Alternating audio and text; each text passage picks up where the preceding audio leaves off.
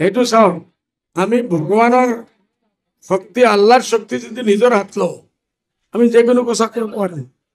বেলেগ চবে বুজিব লাগিব, আমাৰ চবৰ ওপৰত এজন আছে, যাক মুছলমানে আল্লাহ কয়, হিন্দুৱে ভগৱান কয়, অন্য বিভিন্ন জাতৰ মানুহে নিজৰ নিজৰ হিচাপে কয়। আমি চব মানুহ, পৰম শক্তি সেইটোৱে আছে। একজন ইয়াত থাকিব, কিমান দিন আছে, কিমান দিন থাকিব। দিল্লীত বহুত উত্তল পুতল আৰম্ভ হৈ আছে, আমিও খবৰ পাই আছো। কিমান দিন আপুনি আছে, ঠিক আছে, অশান্তিত মুছলমানক ৰাখক, মিয়াক ৰাখক। আমি দেখো যে ওপৰলৈ আপোনাক কিমান শান্তি ৰাখে, ওপৰলৈ নিয়া এটা আছে ন। আমাৰ একো ক'ব লগা নাই, আমি তেখেতৰ কাৰণে দোৱা কৰিম। হলে আমাৰ লগৰ গৰীবৰ ধোৱা আছে, তেখেতৰ লগৰ গৰীবৰ বদুৱা আছে। এতিয়া দুৱাৰ বদুৱা যুদ্ধ চলি আছে, দেখা যাব কোনে জিতিব।